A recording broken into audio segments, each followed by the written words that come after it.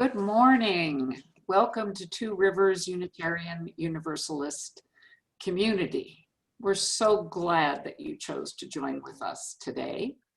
I'm Susan Proctor. I'm going to be serving as your worship associate. We're very grateful to our Zoom wizards who make all of this possible.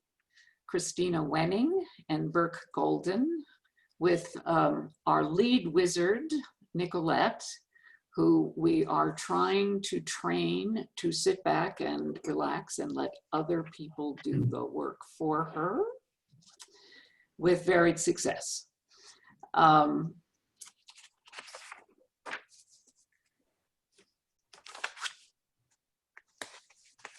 We are, as always, so appreciative of Jimmy Burns' loving presence and his wonderful music, and he will be providing that music this morning. And we are delighted to welcome back to our virtual pulpit the Reverend Nathan Woodliff-Stanley. His presence in the pulpit is usually the second Sunday of the month and is such a wonderful gift, one of the silver linings of the pandemic. He is also providing leadership to the worship committee and to board. He is an ordained Unitarian Universalist minister and has served several congregations on the Front Range. I know that we have Jimmy Burns Sr. with us this morning. That's wonderful. Again, a silver lining of the pandemic. And do we have any other visitors who would like to introduce themselves or wave at us so that we know you're here? Otherwise, you can just note your presence in chat. We welcome you to be with us today. Some announcements. On Tuesday, this coming Tuesday, the 15th, the Social Justice Committee is having a meeting. You may have seen that on the slide that was running before the service started. That'll be at 4 o'clock. And Will Hodges is with us today, and he will provide more details during the coffee hour. Also, mark your calendars, which we know are remarkably open right now. Reverend Nathan will be leading an evening spirituality discussion on the 23rd. The UU Book Club meets again the evening of October 21st. And thanks to Nicolette's generosity with her Zoom account, I will be hosting that on Zoom. The book that we're reading for October is Towing Jehovah, a sort of sci-fi mixed with philosophy book by James Morrow.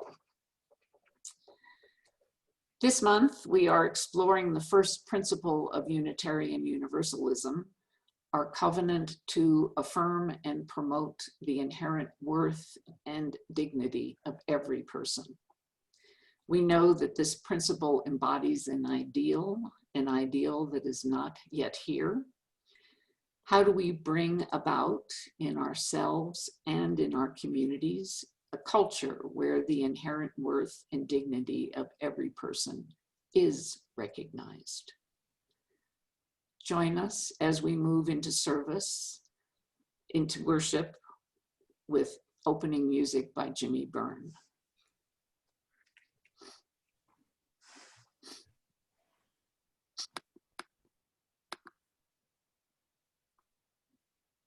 I didn't see Larry.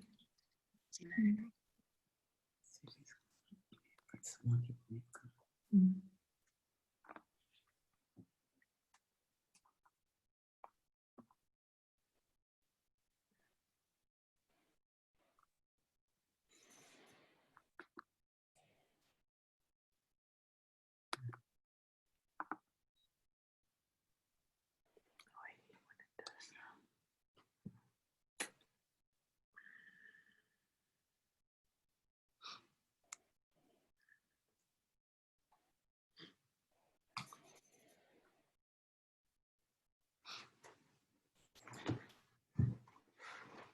Thank you for your patience. Obviously, this worked beautifully yesterday in rehearsal, but today, not so much. We can try it from my screen. We have built-in suspenders. Let me just load it one more time, Nicolette. Okay.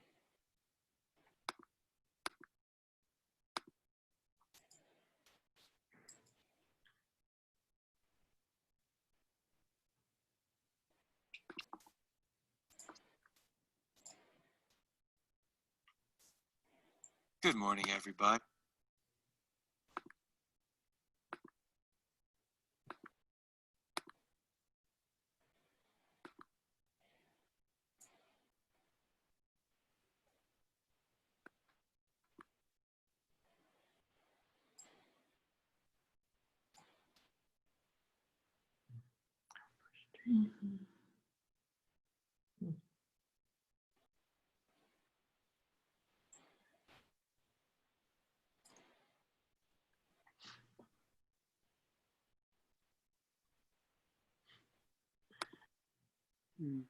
Should we try it from mine? For our opening music this morning, I wanted to share a song this morning.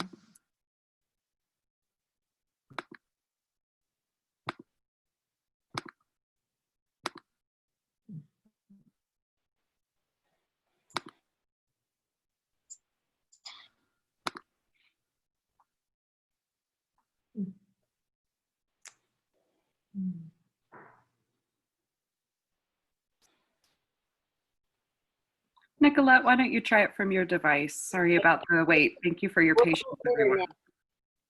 Inherent worth and dignity of every person. So And so I've referenced this book that I We try it from mine. All right.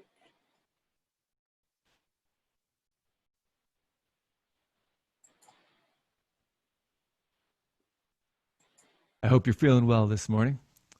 I've got something a little different mood for our opening music this morning. I wanted to share a song this morning that represents UU's first principle. It is our month's service theme, and it states the inherent worth and dignity of every person. And so I referenced this book that I picked up in Denver last summer at the UU Musicians Network conference, and found a song that I really want to share with you.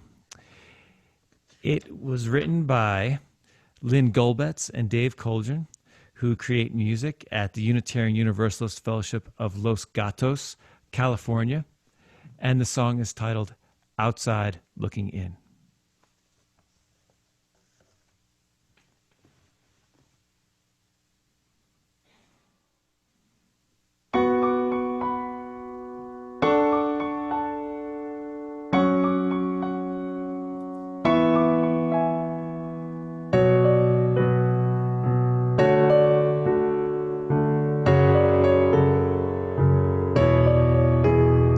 A shaven head, a swastika, a rhetoric of hate. No blacks or gays, some Muslims in the world he would create. His friends all go out looking for fights.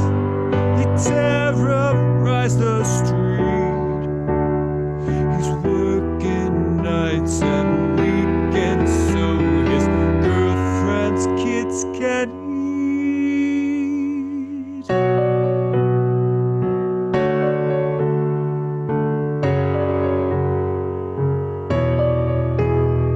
She's proud to wear her diamond rings and proud to wear her furs.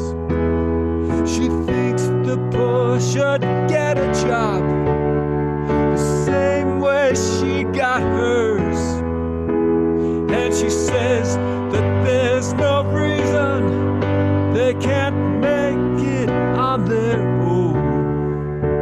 She helps to nurse her father now that he can't be alone. On the outside looking in, on the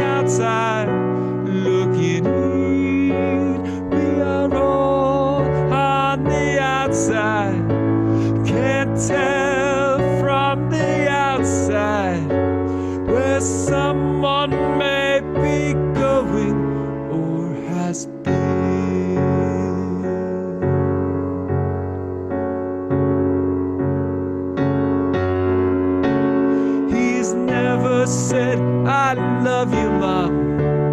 And he's never made a friend. He screams aloud when he gets scared. That's never gonna end. They got a dog to help him, and she seems to calm him down. That dog would die to save him, and the other way around. On the outside, looking in. On the outside, looking in. We are all on the outside. Can't tell from the outside. On the outside, looking in. On the outside, looking in. We are all on the outside. Can't tell on the outside where someone may be going or has been.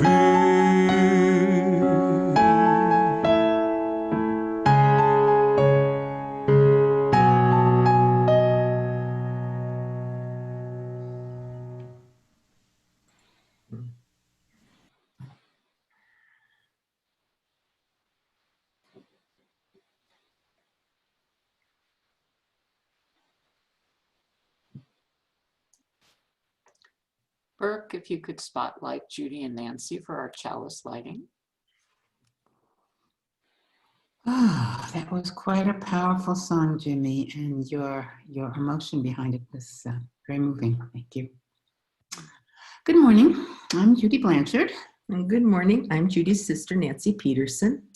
and the words of our chalice lighting this morning are entitled "Love Can Transform the World" by Reverend Maureen Killeran. Love is the aspiration, the spirit that moves and inspires this faith we share. Rightly understood, love can nurture our spirits and transform the world. May the flame of this chalice honor and embody the power and the blessing of the love we need, the love we give, the love we are challenged always to remember and to share.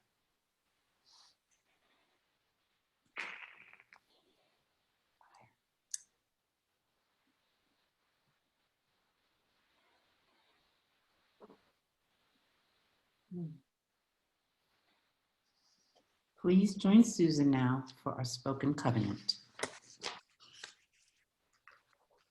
Love is the spirit of this community, and service is its law.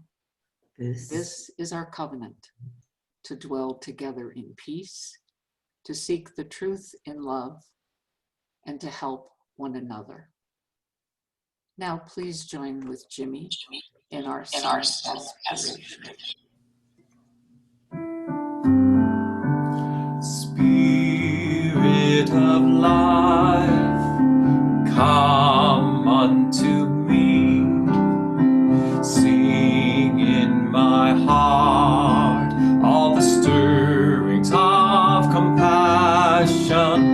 Blow in the wind, rise in the sea, move in the hand, giving life the shape of justice. Roots hold me close, wings set me free. Spirit of life, come to me, come to me. Now let's go to Reverend Nathan for our prayer and meditation. Please join me in a spirit of meditation and prayer. From fires and storms to evictions and economic distress, from police violence and war to COVID-19 and other disease, we see the pain in this world, the harm that happens through no one's doing and the harm we do to one another. We extend our hearts to those who suffer, around the world and here in the Roaring Fork Valley. Here at TRUU, I especially want to lift up those of us who live alone and feel isolated, parents who are navigating the challenges of schooling during a pandemic, and everyone affected by fire, even as we celebrate that the Grizzly Creek fire is now more than 90% contained. I want to lift up our Social Justice Committee leader, Will Hodges, who learned that he will likely need surgery on his shoulder, and all others in this community who face challenges or who have milestones to celebrate. Please feel free to name in the chat anyone you would like to remember or lift up this morning. Even when there is sorrow, we lift up the good in life, the value of life itself. At our best, we affirm the worth and dignity of every person and every life, even when we or others act in harmful ways. We wish to stop harm, not the beauty of human life itself.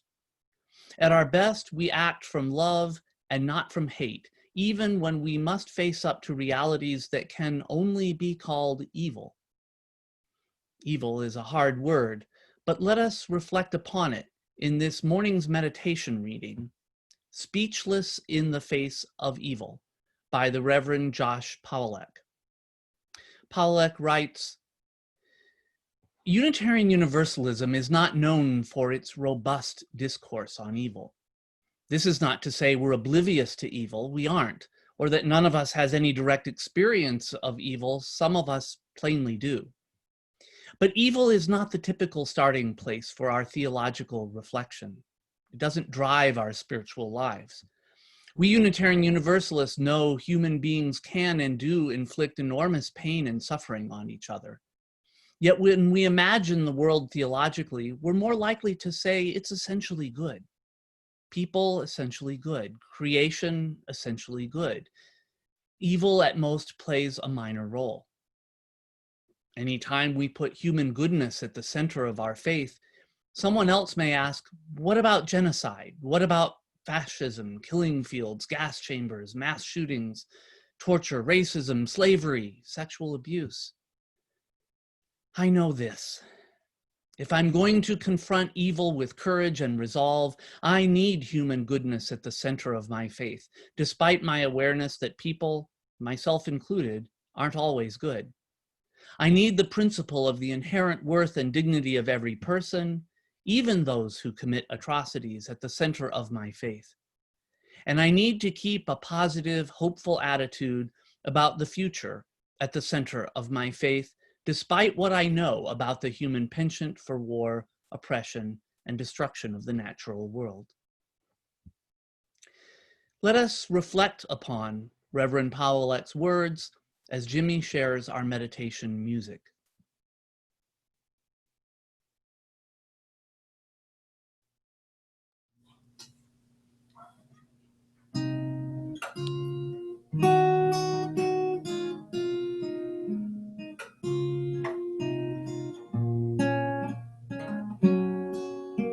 Very simple, very beautiful lyrics to this song. When I've sung it in the past, I specifically thought about people who are different than myself and reminding to see their beauty in everything.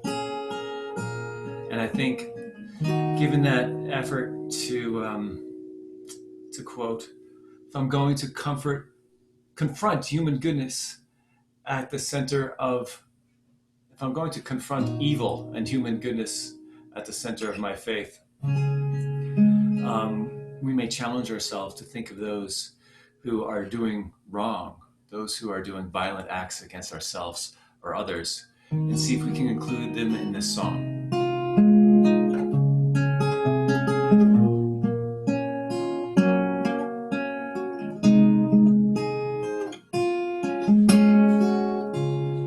How could anyone ever tell you you were anything less than beautiful? How could anyone ever tell you you were less than whole? How could anyone fail to realize that your loving is a miracle? How deeply you're connected to my soul.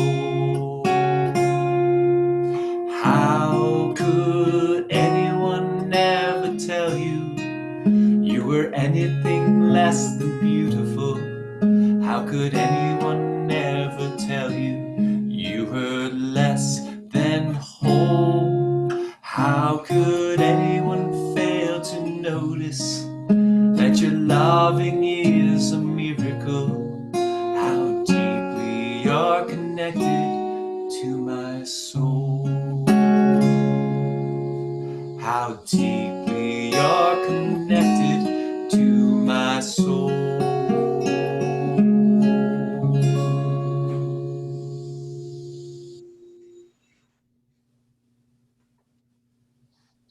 Now back to Susan. Thank you, Jimmy. Our reading today is by the Reverend Victoria Weinstein, Practicing Inherent Worth and Dignity, Keeping It Real with the First Principle. She writes, "To embrace the first principle is a way of being in relationship with the world.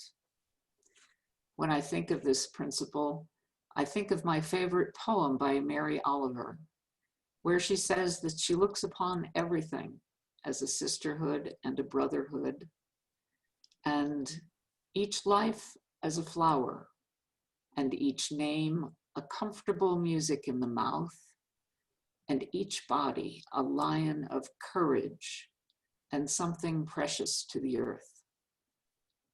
Each body a lion of courage and precious to the earth.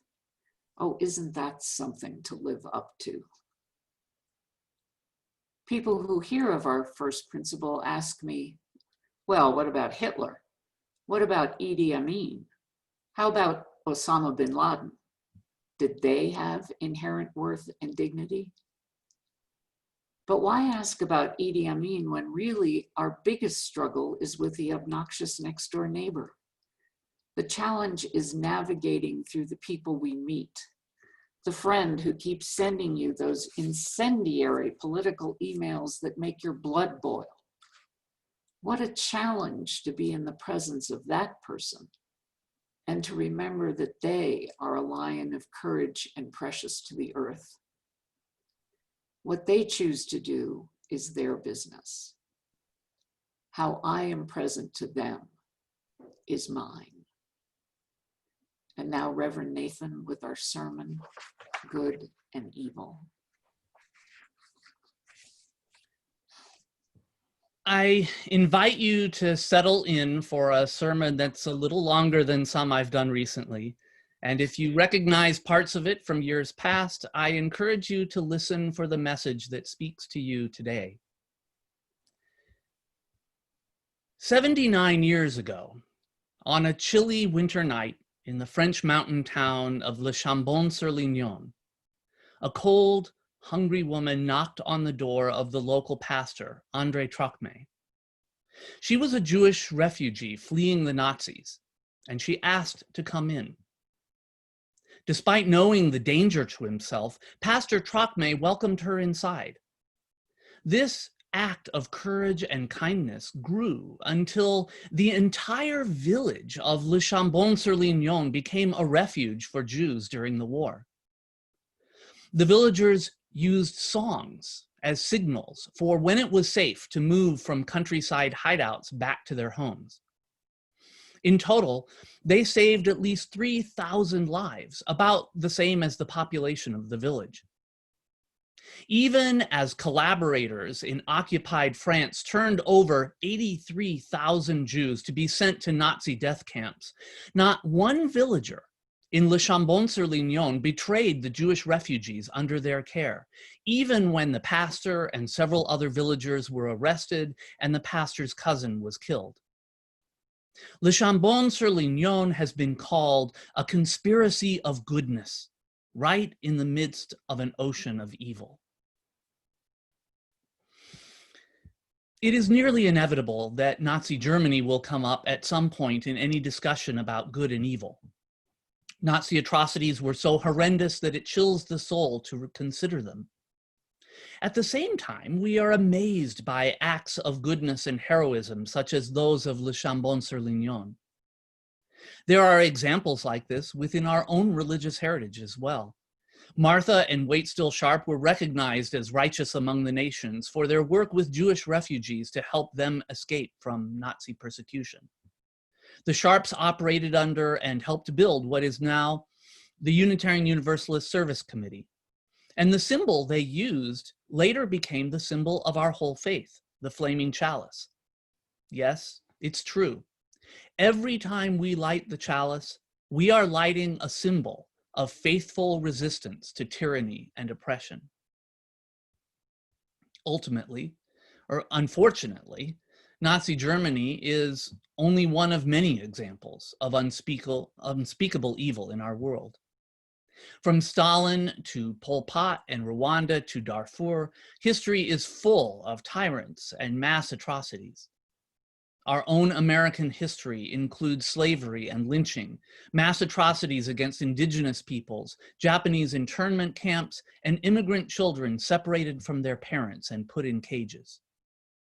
We are living in troubled and dangerous times where the threat of American democracy capitulating to tyranny is greater than ever. Of course, good and evil are not limited to large-scale events and politics. Good and evil can be found closer to home in kind words and cruel comments, gestures of generosity and self-serving lies. Often we find both in the same people, including ourselves. We affirm the inherent worth and dignity of every person, but we know it's complicated, and we can all think of people for whom it can be difficult to make that affirmation. Especially after the world wars of the last century, liberal theology was challenged and often accused of lacking a theory of evil. It is true that the Unitarian and Universalist traditions in America emerged partly in reaction against a theology of total human depravity.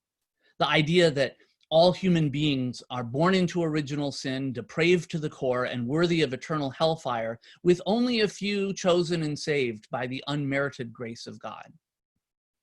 Instead, Universalists proclaimed a God of love, whose grace would ultimately draw every person into salvation, while Unitarians emphasized that we must recognize our God-given capacity for goodness and reason, not only for evil.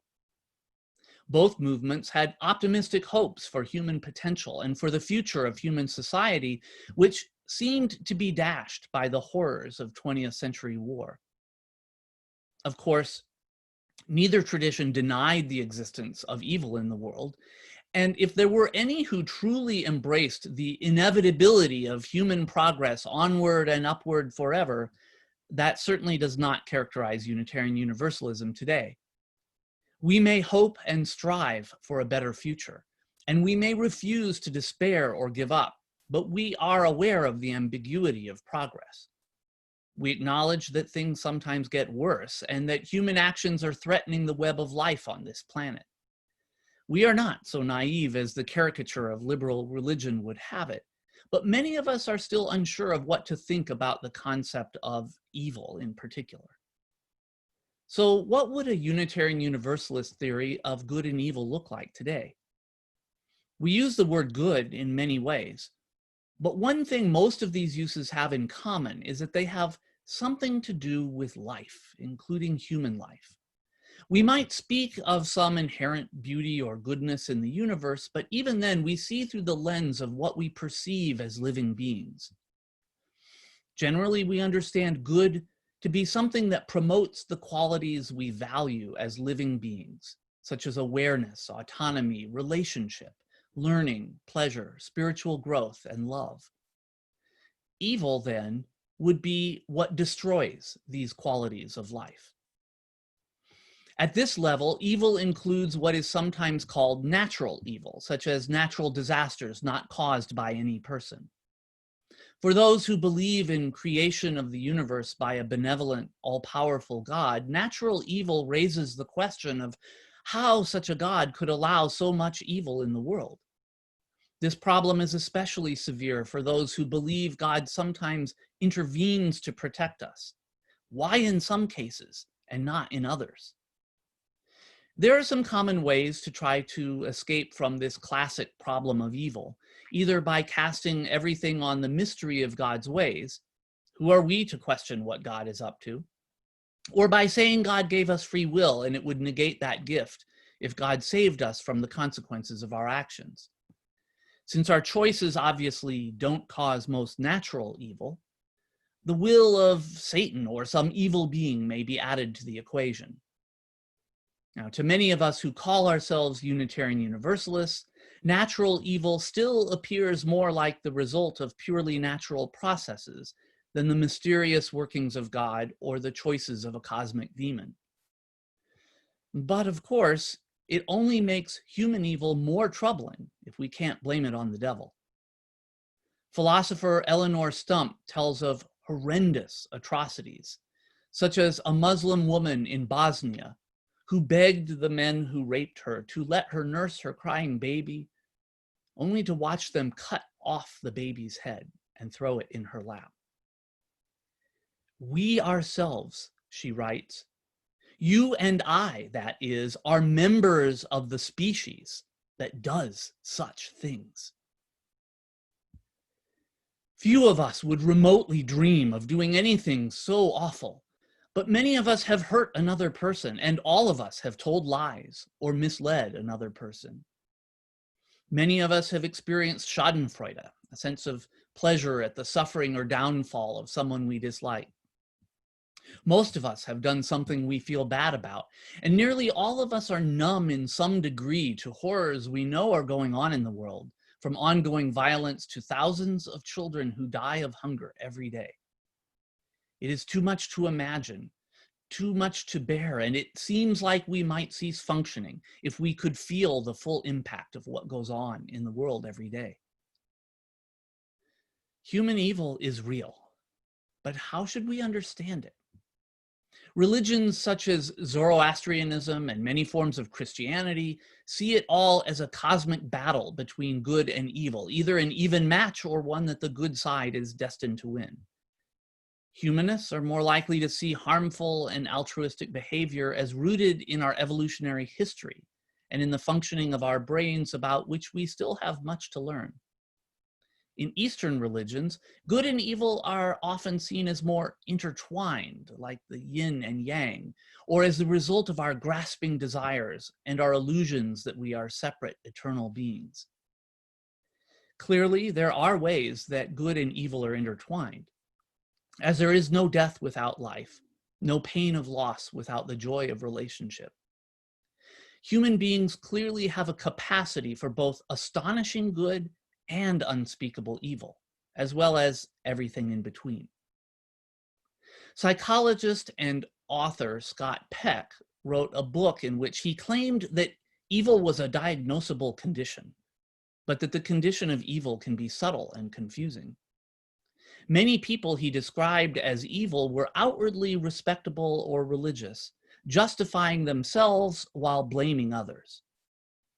It is characteristic of those who are evil to judge others as evil, he wrote. But this raises a dilemma. If that's true, how can we judge other people as evil without participating in evil ourselves? I'm not sure we can. Evil in human life is very real, and sometimes it must be identified and named. But after much struggle on this issue, I cannot consider it appropriate to name people themselves or groups of people as evil. Evil can be located in patterns of thought or behavior, and some people embody these evil patterns to a great extent. But I still believe that it is important to refrain from naming people themselves as evil, even though I've done it myself out of emotional reaction or sloppiness. You may well ask, is this just a matter of semantics?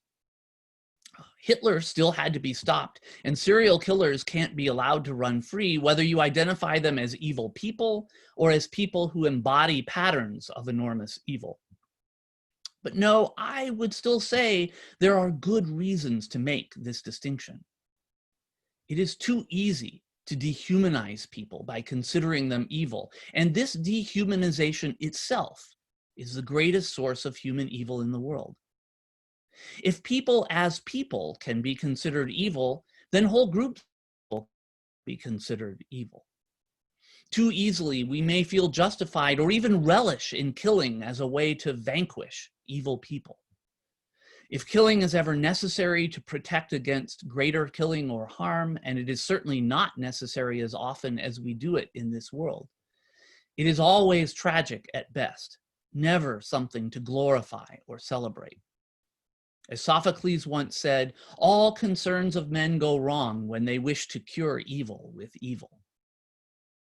Naming people as evil violates our Unitarian Universalist principles, implicitly denying our interdependence, as well as denying the inherent worth and dignity of every person.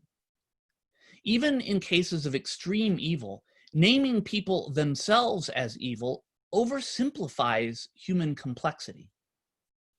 It leads us beyond justice into vengeance, and it prevents any possibility of redemption, forgiveness, healing, or restorative justice. It blocks us from gaining any useful understanding of why perpetrators of evil act as they do or how they see the world. And as a result, it prevents us from more correctly naming and responding to evil. For example, if we name torturers and terrorists as evil rather than torture and terror, then we are tempted to think the solution is simply to eradicate the perpetrators, quite possibly generating more torture or terror in the process.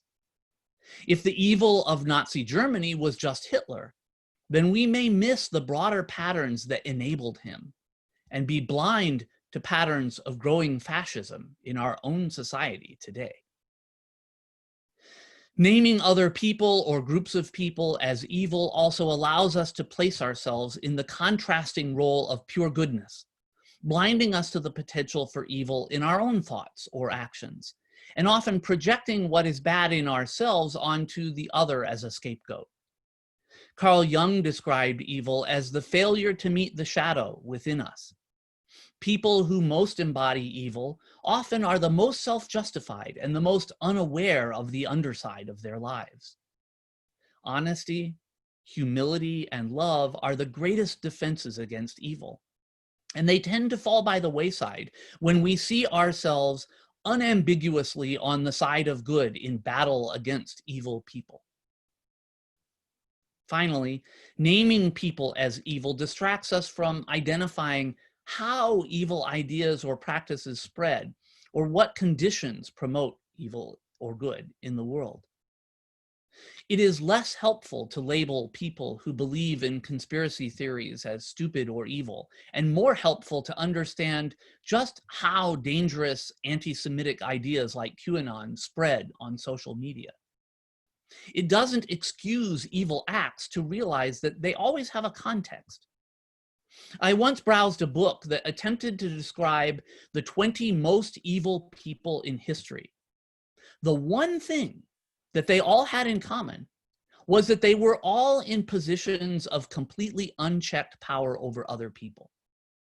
Total power may not always be abused, but the lesson is that if we want to prevent extreme evil, we should always favor strong checks and balances on political and military power.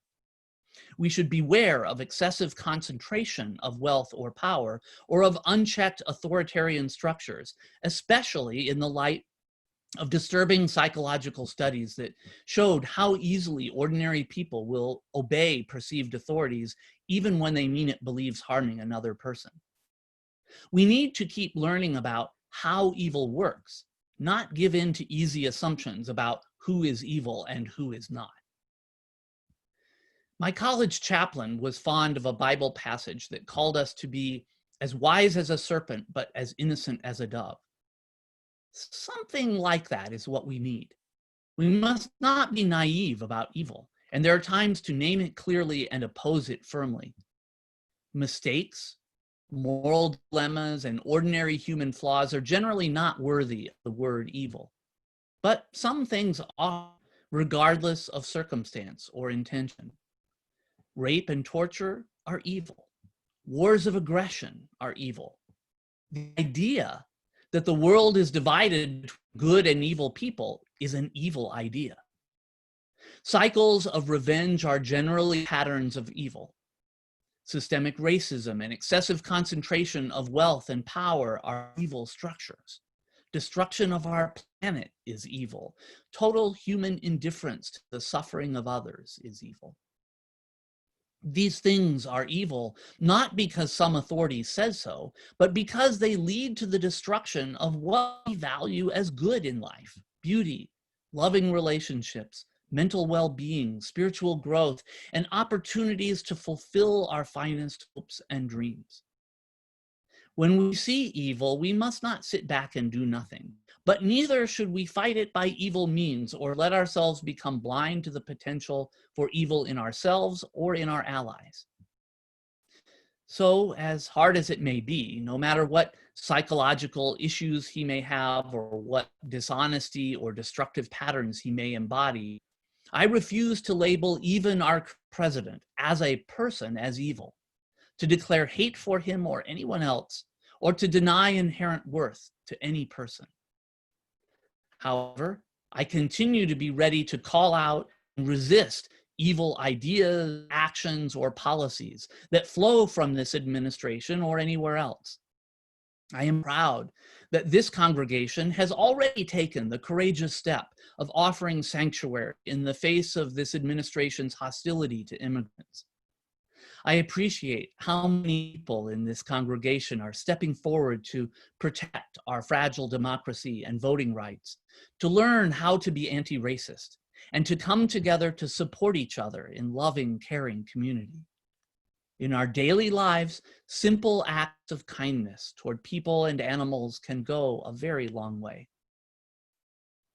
Something about the acts of courage and love in Le Chambon-sur-Lignon created a pattern of goodness that spread through their whole community until the songs they sang and their generosity saved thousands of lives. As individuals, there is no reason to think that they were uniquely good, but something brought that out in them. I ask, are we fostering in ourselves and in our communities the ideas and the ways of being that would empower us to be a conspiracy of goodness, even in a potential ocean of evil?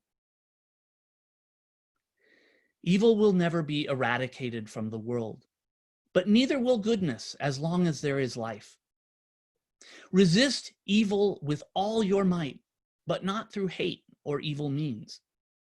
Even in hard times, embrace beauty, love, kindness, and courage, gratitude and humble truthfulness, justice and equity for all, and you will be choosing to bring more goodness and less evil into the world. May it be so. Please join in our closing hymn, My Life Flows On in Endless Song.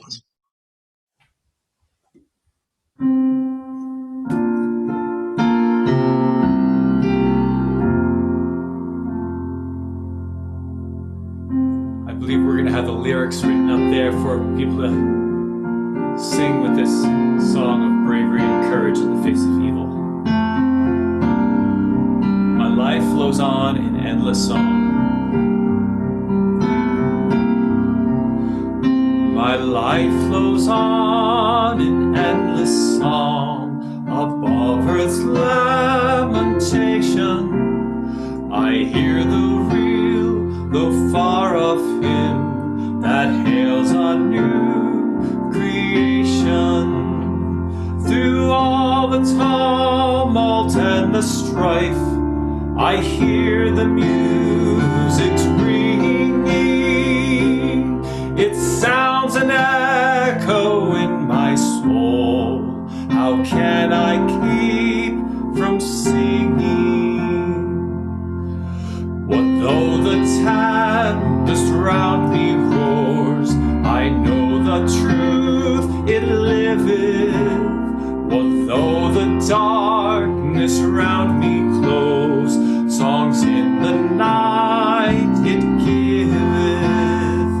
No storm can shake my inmost calm, while to that rock I'm clinging, since love prevails in heaven and earth. How can I keep from singing when tyrants tremble as they hear the bells of freedom ringing, when friends rejoice both far and near?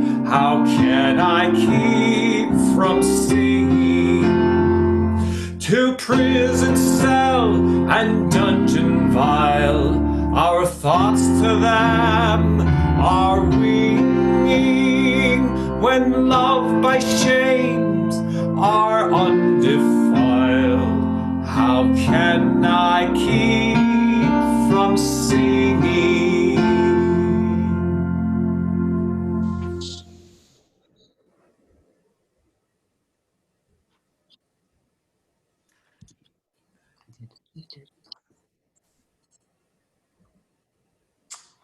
The words for our chalice extinguishing are also by Reverend Maureen Killeran and are entitled Daring Vision.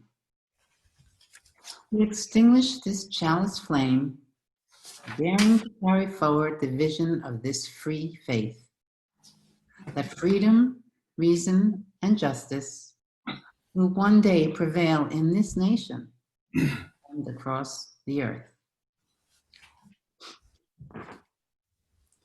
And now, Reverend Nathan will give our benediction. Reverend. Let us strive with all our might for what is good and against the evil that we see in the world, yet never mistaking patterns of evil for the people who carry them out, never forgetting that the real reason for action is not that there is someone to hate, but that there is something worth loving in life. May it be so. Ashe. Amen. Please join with Jimmy in our sending forth song.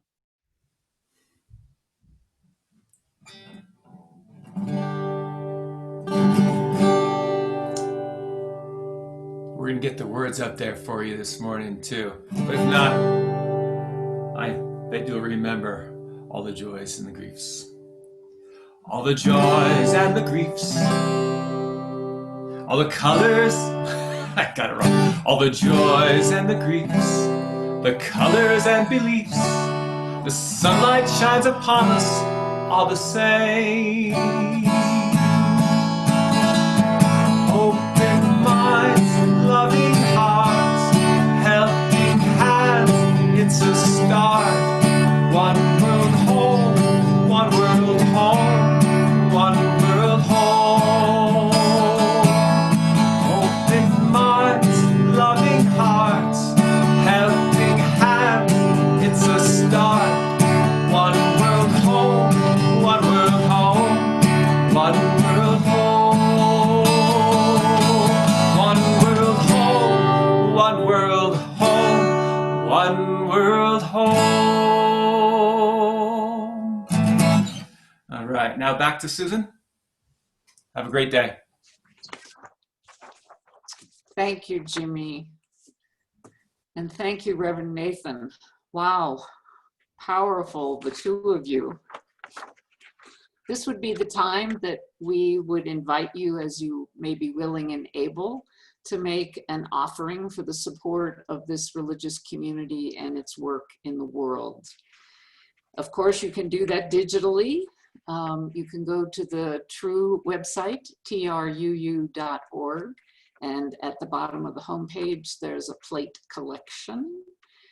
If you are making your pledge, please send that through the mail to Penny. And as always, we thank you for your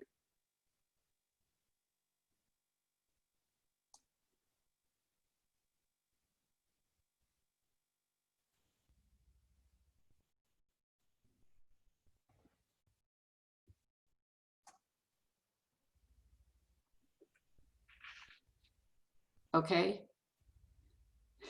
Thank you. You can see the technical challenges that we face in trying to bring this time of warmth and love and community to you. So now we invite you to join us for coffee hour. We will have some time together